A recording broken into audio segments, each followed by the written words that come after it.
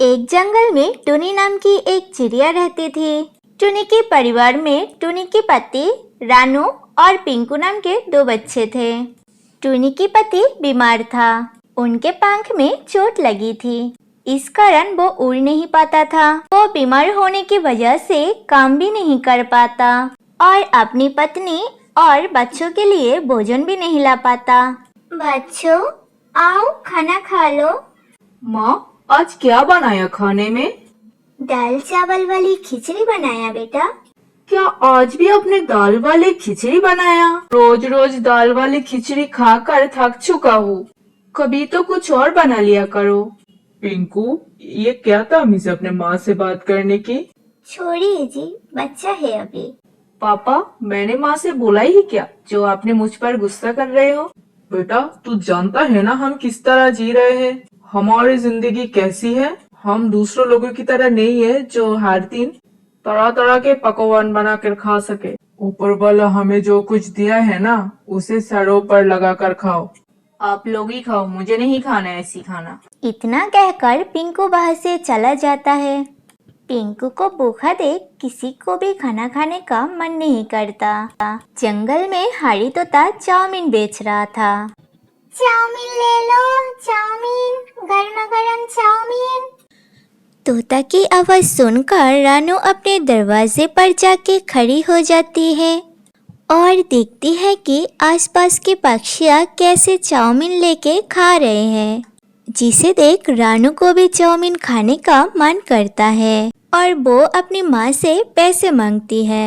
रानू, मेरी बेटी, अगर मेरे पास 10 रुपए होती तो क्या मैं तुम्हें नहीं देती? हम इतने गरीब क्यों हैं माँ? हम हर वक्त खाना खाने के लिए तरसते हैं। क्या हमारी किस्मत में कभी भी अच्छा खाना नहीं मिलेगी? रानू की बात सुन के टोनी की आंखों में आंसू आ जाती है और ऐसे ही कुछ दिन गुजर जाते हैं। पिंकू रोज की तरह छोटे पक्षियों के साथ खेल रहा था। तभी उसे खाने की बहुत अच्छी खुशबू आती है। अरे वाह, इतनी अच्छी खुशबू! लगता है आसपास कुछ अच्छा बन रहा है। उस खुशबू के पीछा करते करते पिंकू कलू कौवा के घर चला जाता है और पिंकू देखा कि वहाँ कवि ने ढेर सारी बिरयानी बनाकर रखा। उसी बिरयानी को देखकर पिंकू को बहुत बिरयानी खाने का मन करता है और पिंकू ने गौरी से थोड़ी सी बिरयानी मांग ली और गौरी ने पिंकू को बोला, अरे भाग यहाँ से गरीब चिड़िया का बच्चा, अपनी माँ को बोल जाके बिरयानी बनाकर खिलाए। वैसे बोलेगा तो बिरयानी कहाँ से लेकर आएगी तेरी गरीब माँ चिड़िया? आप जाओ जाओ यहाँ से, हमारे खाने में नजर मत डाल वरना हमारा पेट खराब हो जाएगा।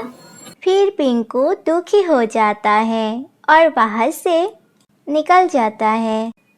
उस तरफ टुन्ना की तबीयत और भी बिगड़ जाती है। कब से खांस रहे हो? थोड़ा सा पानी पी लीजिए। अपने परिवार की हालत देख टुनी काफी उदास हो जाती है और उसे कुछ समझ नहीं आता कि वो किस तरह अपने भूखे परिवार की पेट भरे। एक दिन टुनी नदी में पानी पीने गई थी।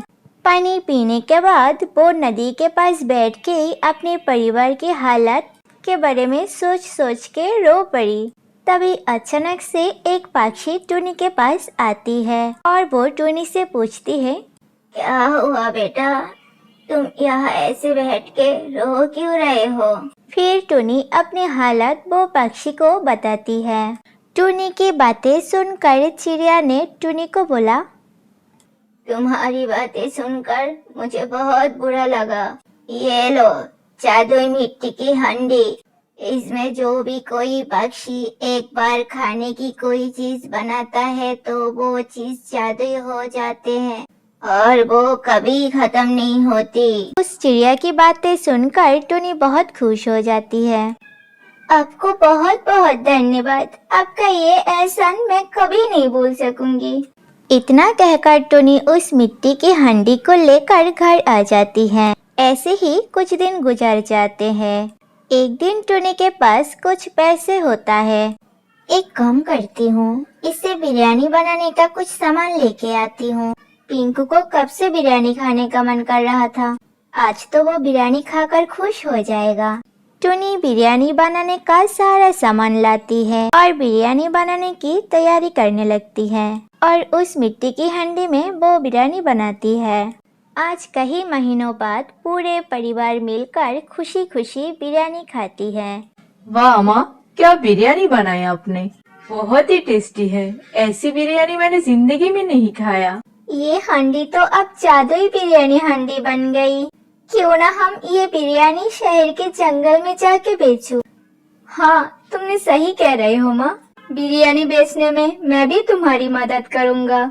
फिर उन दोनों माँ बेटे बिरयानी शहर के जंगल में बेचने लगते हैं और गरीब छोटे पक्षियों को फ्री में बिरयानी खिलाती है।